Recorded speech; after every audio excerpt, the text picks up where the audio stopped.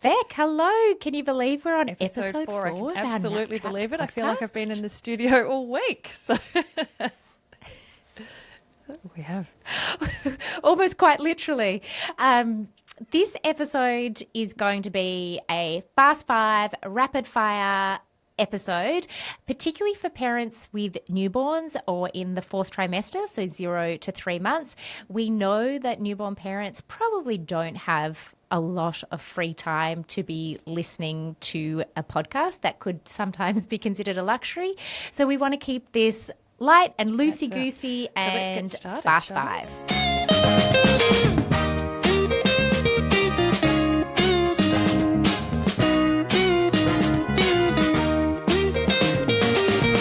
Let's go. What's your number one I think favorite in tip for the terms fourth trimester? of getting the maximum out of your little one's sleep, you're going to definitely want to look at swaddling. There's so many swaddles on the market. Loads of them are amazing. Sometimes it can be really hard to pick as a new parent exactly which sort of avenue you're going to go down. To keep it really simple for my clients, I always offer the option of the miracle blanket. It's my number one swaddle. The reason why it's my number one swaddle is because you swaddle baby with arms down, and it's Houdini proof. So I always find that with little ones who've got swaddles, like maybe they're just being swaddled in a muslin or a sheet or a blanket, they are quite often Houdini-like, and they can get their arms up and out. Yes. That little It certainly hand does. just And always all appears, of a sudden, doesn't it? arms have escaped and your nap is over. So arms down by the side, I think, is maximum startle control. They're wrapped up like a little sort of mummy, lots of movement within the hips, so you get that nice sort of flex there, so there's no issues with that. And with the miracle blanket, because their arms are down, the startle reflex is controlled. So they're more receptive to the settling techniques that you're trying to utilize, whether that's rocking, holding, padding, shushing, putting a dummy in, all those sorts of things, because their arms are down by their side and they're not flapping around their face and knocking things out or causing extra stimulation. So miracle blanket for the win from me. Absolutely. And I'm with you. It's now my go-to recommendation. And I think we should note, we are not cool or popular enough to have any kind of affiliation with any of the recommendations that we make. Although Miracle Blanket Swaddle Australia, looking at you, we'd love a sponsor.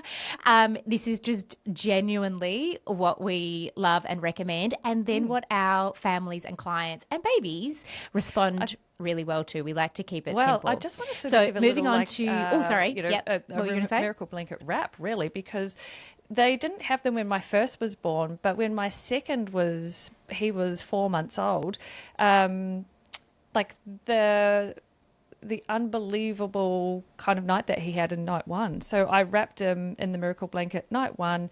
And instead of doing his 4-hour blocks like he was doing, the couple of feeds a night, he actually, on the first night, slept for 7 hours straight. So just by having that swaddle on and being unable to work an arm free gave us the extra hours. So definitely incredible. We talk about all the time that sometimes it is the smallest changes that make a difference. So there is there's no sleep training involved in the fourth trimester regardless, but definitely not in that your story. You swapped to a different swaddle that improved sleep with no tears involved. And I'm all for those sorts of tips and tricks. Sorry, I know this was fast fire, but this is fast fire for a... Yeah, this is super important, I think. This is important information, though. Mums of babies in the 0 to 3, that fourth trimester, who are finding that their babies are Velcro babies. And it's very hard to put a little one down when they're very attached to you and any kind of movement. And a miracle blanket is a very tight hug from mum. And so it sort of mimics that sort of really cozy, comfortable, wrapped up feeling. And I often find that families who are coming to me with the Velcro baby have great success just by switching into a miracle blanket and being able to get their little ones down into a bassinet or a rocker or anything at all. Yeah, Absolutely. Replicate a cuddle.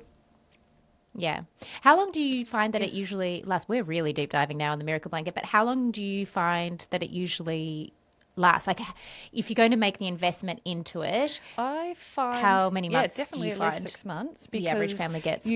once your little one grows, they're going to get a little bit longer. So their legs go into a little pouch, and then there's wings that you sort of tuck over and wrap around the arms and shoulders. When your little one is getting a little bit longer, then instead of using the pouch, you can actually just keep the legs out.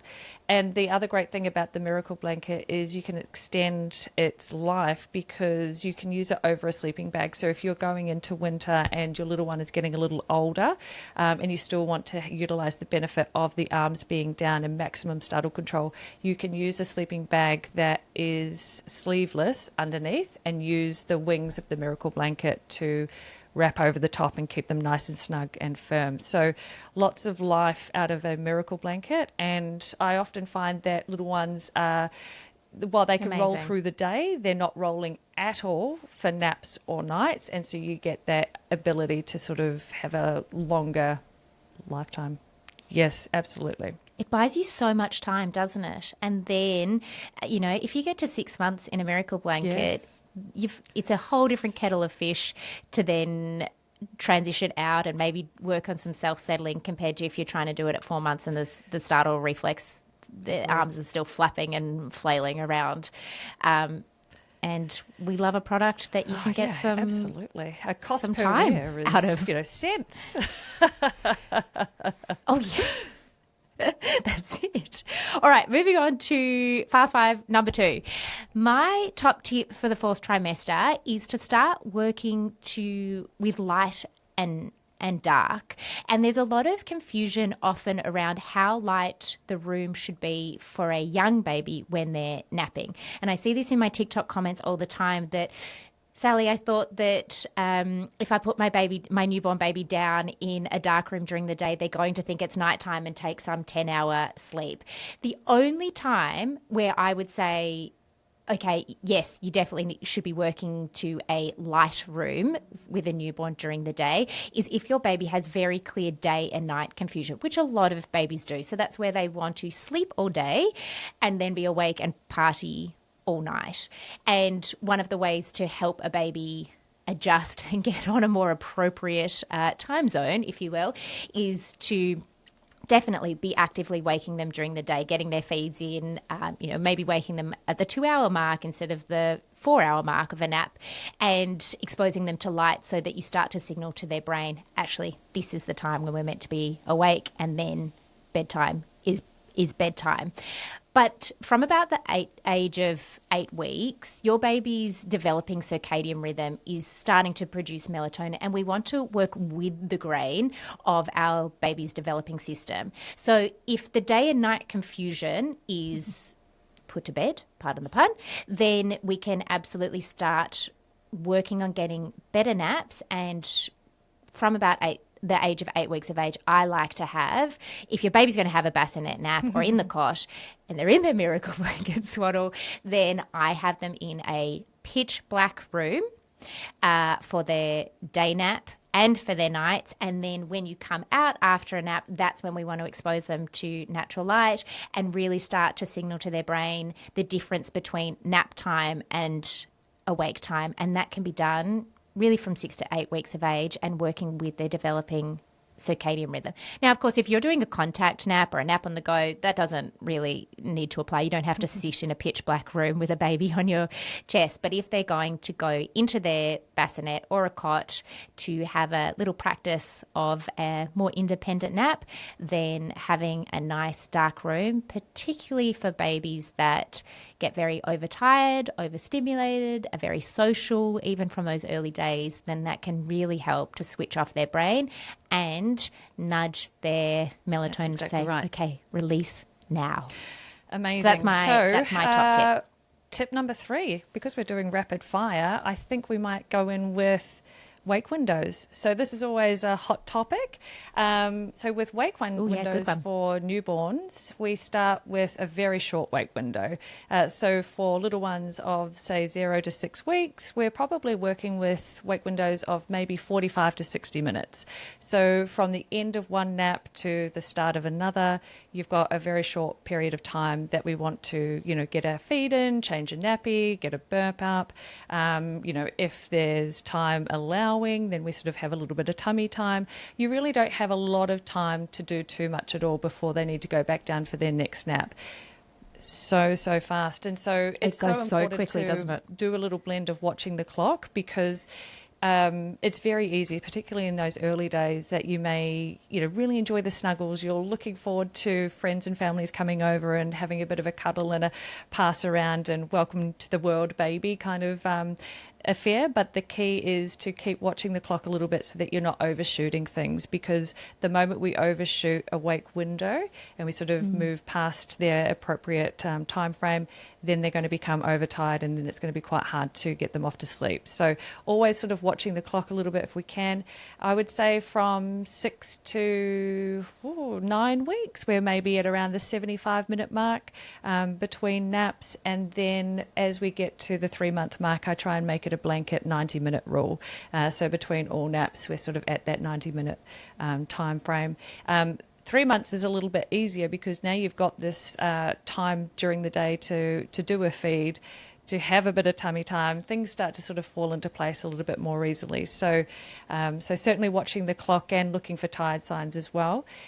Some babies are going to need a little bit less awake time than others. I guess it's just a guide for families.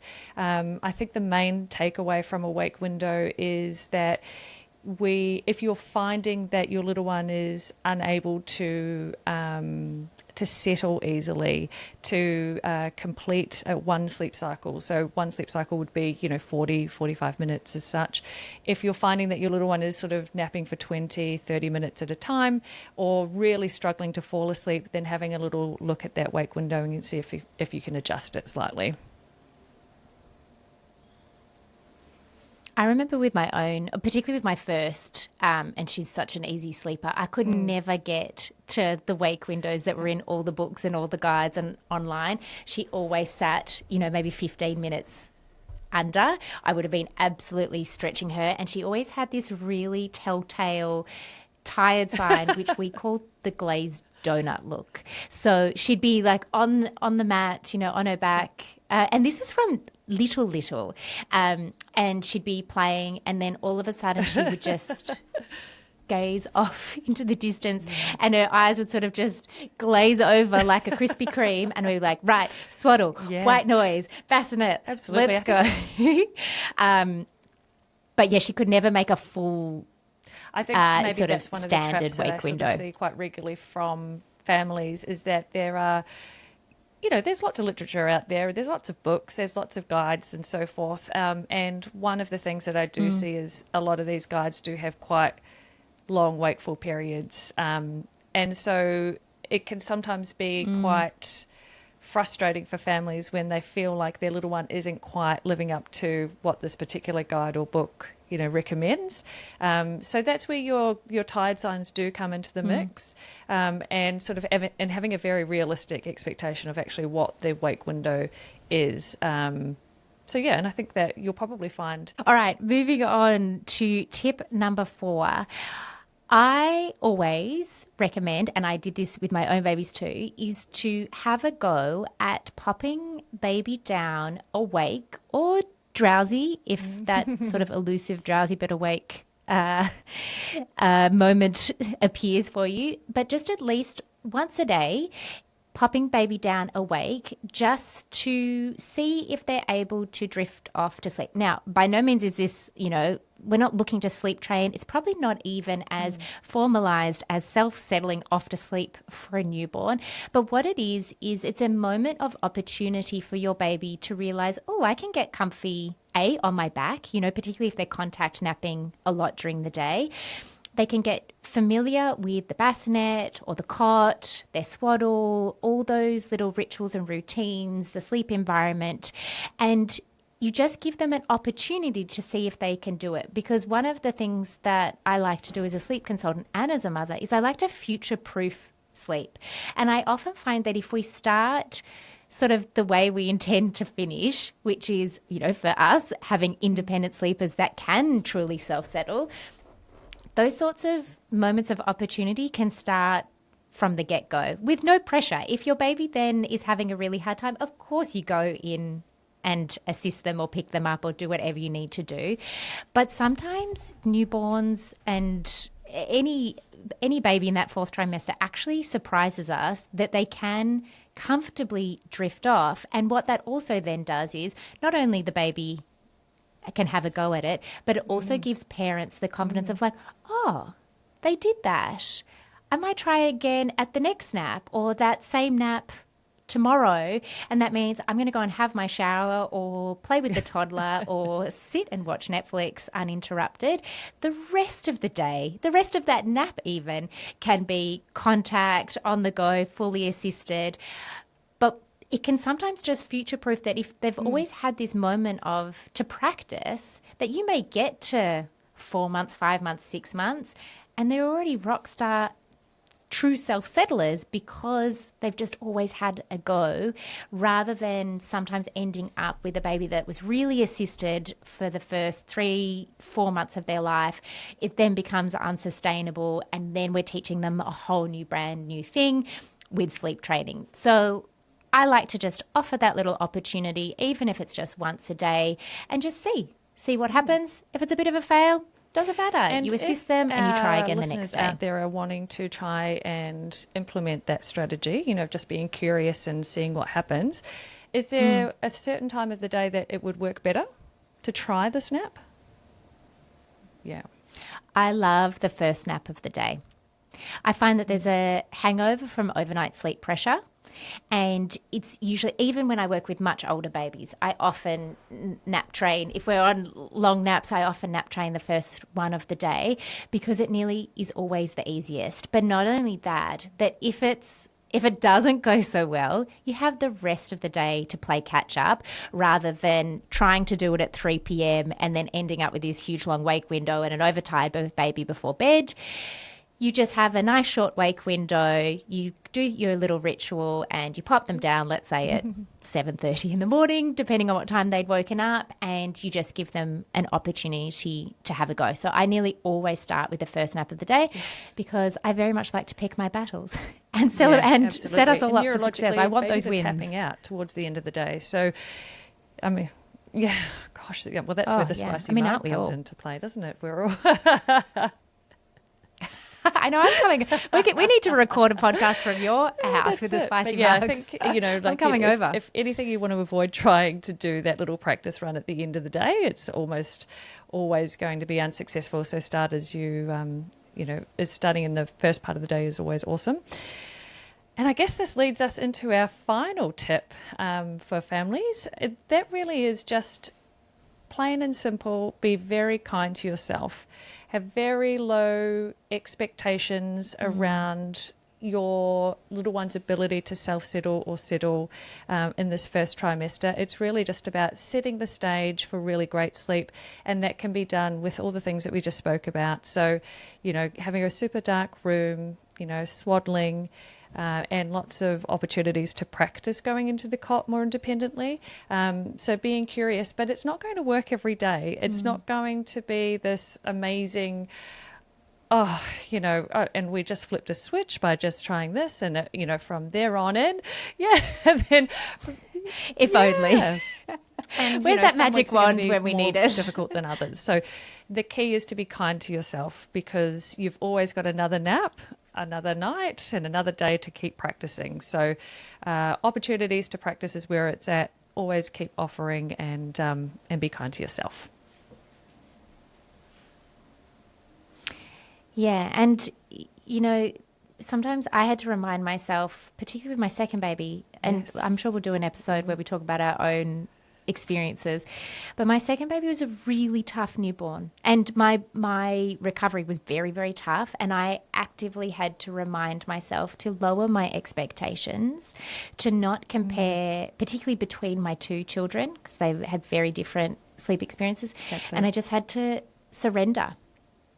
I had to surrender to the moment and just take each nap, each feed, each night, each settling attempt as it came, which can be very hard to do, particularly if you're like me, that's a bit type A and an overachiever. But as someone who's on the other side, it gets better. Even if it feels really rubbish at the time, and you're doing all these things, and you've got the miracle blanket, and you're doing the dark room, and you're trying to get them to go down. And we're testament. We're still here. We've got our kids are growing up. We're still smiling. Things are looking. We're still here.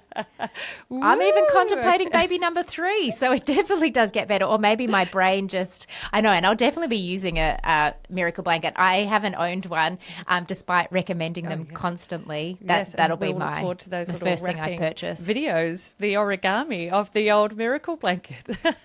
Oh, yeah. That's it. Content, here we come. Okay, so that is our Fast 5. This was a nice, snappy episode. And there's plenty more to cover with this age group. But at the same time, I think there's sometimes just no need to overwhelm, because this is a wild and wonderful and big upheaval of life. Intense. Period in everybody's life. So I guess from us, congratulations on your new baby. Pop on Netflix, hold that snoozing baby, or pop them down to see if they can settle themselves off to sleep and enjoy being nap trapped. We'll catch you on episode 5.